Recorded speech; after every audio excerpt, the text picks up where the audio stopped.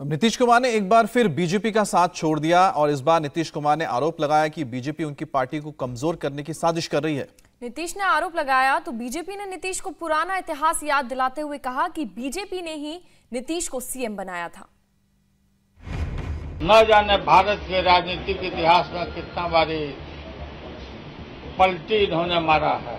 इनको पलटू राम ही कहिए, राजनीति के ये पलटू राम है। इससे ज्यादा बेशर्म मुख्यमंत्री पूरे हिंदुस्तान भी नहीं होगा। उन्होंने शर्म और नैतिकता को बेच दिया। उसको जाना था नमो चरणम गच्छामि, नमो चरणम गच्छामि।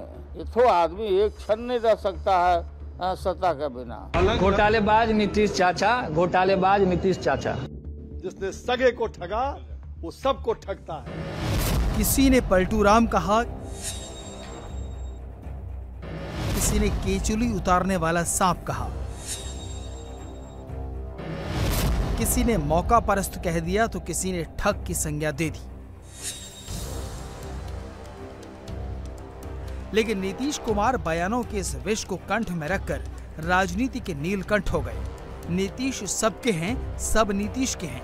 21 महीने बीजेपी के साथ सरकार चला चुके नीतीश अगले 29 महीने के लिए साथी चुन चुके हैं और दावा कर रहे हैं कि जो मित्र इस बार हैं वही ठीक हैं, पिछली बार वालों ने तो धोखा दे दिया। एनडीए से बाहर निकलने की क्या वजह थी और महागठबंधन में जाने की क्या वजह? अरे भाई, वो तो उसकी वजह थी। आप तो खुद एक जगह गए वो का ट्रेनिंग लेने के लिए, तो और ना हमको एक पूरा एक्सपोज कर दिया कि जिस आदमी को कहां से कहां हम बढ़ाए। और उसके बाद जो काम हुआ है आगे गड़बड़, जो सब सूचनाएं मिल रही थी पार्टी के सब, तभी तो सारे हमारे पार्टी के लोग इस बात को लेकर के हमको कह रहे थे नहीं कुछ करते, और तब जाकर के मीटिंग और सब ये बात हो गई और तभी सब लोगों से बात हो गई और एक साथ हम लोग अलग हो गए। वो ठीक नहीं हुआ, समझ गए ना। आपको अपमानित भी किया गया, आपके खिलाफ साजिश रची गई, वो क्या था? अब क्या क्या कौन रहते हो सब छोड़ दीजिए ना, हमको कुछ नहीं कहना। लेकिन हमारे पार्टी के सब लोगों की राय थी कि भाई आप अलग। साल 1998 में पहली बार बीजेपी और जेडीयू के बीच गठबंधन हुआ। 2013 में जब नरेंद्र मोदी को बीजेपी ने आगे बढ़ाया तो नीतीश कुमार ने 17 साल पुराना साथ छोड़ते हुए लोकसभा चुनाव से पहले 2013 में बीजेपी का साथ छोड़ दिया और आरजेडी के साथ सरकार बना ली। लेकिन 2017 में नीतीश ने आरजेडी का साथ छोड़ा और फिर बीजेपी के साथ सरकार बनाई और आखिरकार वक्त का चक्र पूरा करते हुए नीतीश कुमार साल 2022 में एक बार फिर आरजेडी के साथ सरकार बनाने जा रहे हैं। इसी से बीजेपी तिलमिला गई और नीतीश को उनका इतिहास याद दिलाया। आप 96 में साथ थे, 98 में साथ थे, रेल मंत्री बने, 2000 में आपको भाजपा ने बिहार का मुख्यमंत्री बनाया, जबकि बहुमत नहीं निकल सका। आपको भाजपा ने दोबारा केंद्र में फिर मंत्री बनाया, कृषि मंत्री। आप 13 में सिर्फ नरेंद्र मोदी के विरोध के कारण चले गए, 14 में आप बुरी तरह से हार गए, फिर आप लालू जी के साथ चले गए 15 में और आप फिर मुख्यमंत्री बने। आपसे नीतीश कुमार जी आज भाजपा एक दूसरा सवाल पूछ रही है। आपने 15 में लालू जी के साथ जाने के फैसले को पुनर्विचार क्यों किया? 17 में आपने क्यों कहा 2 साल बाद कि मैं बहुत असहज हूं क्योंकि श्रीमान तेजस्वी जी अपने ऊपर लगे गंभीर भ्रष्टाचार के आरोपों का जवाब नहीं दे पा रहे। 14 में संख्या भी कितनी थी? 2, तो आप 2 से 16 हो गए। अकेले गए तो आप 2 पर थे, फिर लोकसभा में 16 आ गए। किसके नाम पर जीते? नरेंद्र मोदी के नाम पर।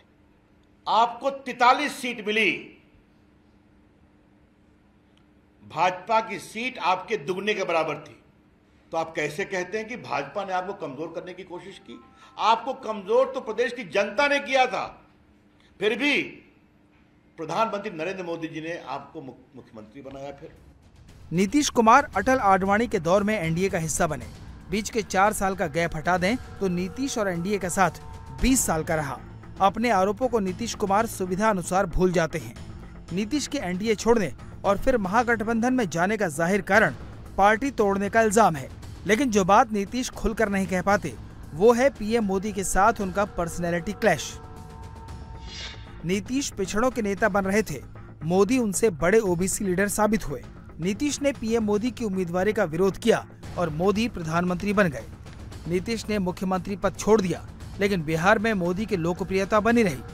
नीतीश फिर से एनडीए में आए, लेकिन 2020 में मोदी की बीजेपी उनसे ज्यादा सीटें लाई। आज नीतीश उसी बीजेपी पर पार्टी को तोड़ने का आरोप लगा रहे हैं। लोकसभा राज्यसभा के सांसद और सारे विधायक और विधान पार्षद और पार्टी के नेता सब लोग भाजपा से क्या दिक्कत हो गई? सारी मीटिंग आज हुई और सब लोगों की इच्छा यही हुई है कि हम लोगों को एनडीए छोड़ देना चाहिए। तो जैसे ही एनडीए छोड़ने का निर्णय सब लोगों की थी ही, तो हमने उसी को स्वीकार कर लिया और आकर के यहाँ जो एनडीए की सरकार में हम मुख्यमंत्री थे, हमने मुख्यमंत्री पद से इस्तीफा सौंप दिया। बस क्या परेशानी थी नीतीश? अब तो बहुत सारी चीजें हुई है, हमारे लोग बता देंगे। इस पूरी सियासी पलटमारी के पीछे एक और थ्योरी सामने आ रही है। जिस वक्त महाराष्ट्र में मंत्रिमंडल का विस्तार हो रहा था, उसी वक्त पटना में नई सरकार की भूमिका तैयार हो चुकी थी। राजनीतिक गलियारों में चर्चा गर्म है कि नीतीश को एनडीए से रिश्ता तोड़ने में सोनिया गांधी का बदला शामिल है। बीजेपी ने महाराष्ट्र में अघाड़ी सरकार गिराई तो कांग्रेस ने बिहार में बीजेपी को सरकार से आउट कर दिया। यही वजह है कि सरकार बनाने की पेशकश के बाद नीतीश कुमार ने पहले राहुल फिर सोनिया गांधी से फोन पर बात की और समर्थन के लिए उनका शुक्रिया अदा किया। क्या नीतीश जी की सोनिया जी से या कांग्रेस पार्टी से कोई संवाद हुआ है जिसके बाद आपको शायद नहीं मालूम? अगर हुआ है तो अच्छी बात है और होगा तो भी अच्छी बात है। नीतीश कुमार बीजेपी को कोसने के लिए चिराग पासवान का कंधा तलाश रहे हैं, लेकिन चिराग ने भी नीतीश को आईना दिखाने में देर नहीं लगाई। मैं तो मुख्यमंत्री जी से भी आग्रह करूंगा कि एक बार मुख्यमंत्री जी हिम्मत दिखाएं और अकेले चुनाव लड़ें। 2 दशक होने को आ रहा है आपको मुख्यमंत्री प्रदेश का बने हुए, और एक बार आप बिहार में अकेले चुनाव लड़ने से आप जी को तो पीएम मटेरियल कहा जा रहा है, कह रहे हैं उनके भैया जो सीएम मटेरियल नहीं बन पाए वो पीएम मटेरियल, और ये महत्वाकांक्षाएं हैं। ये दिखाता है कि आज ये गठबंधन क्यों टूटा। विरोध नीतीश कुमार ने खूब सहा है और ये भी साबित हो गया कि उन्हें फर्क नहीं पड़ता कि उनके लिए कौन क्या कहता है। उन्हें फर्क तो एक ही बात से पड़ता है और वो है कुर्सी, और कुर्सी नीतीश के पास बनी हुई है। इंडिया टीवी हर वक्त हर जगह डाउनलोड करने के लिए सर्च करें India TV news Google play store या ऐप स्टोर पर।